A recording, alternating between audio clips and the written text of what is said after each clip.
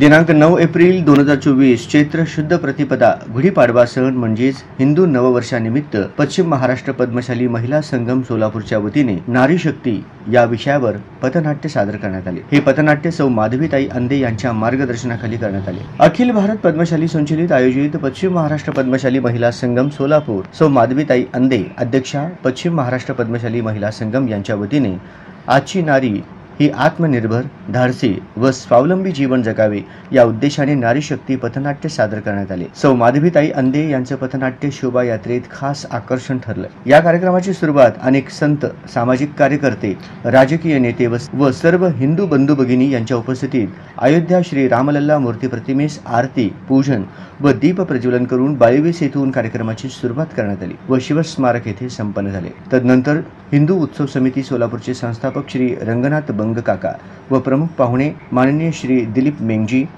रामभाऊ सातपुते, सुभाष देशमुख, आमदार प्रणितीताई शिंदे, संस्कृती सातपुते या सर्व मान्यवरांच्या उपस्थितीत प्रत्येक चौकात नारी शक्ती पथनाट्य यशस्वीरित्या सादर करण्यात आले व ह्या कार्यक्रमात सर्व मान्यवरांचे व उपस्थित हिंदू बंधू भगिनींचे टाळ्यांच्या गडगडाटात उत्स्फूर्त प्रतिसाद मिळाले आहे।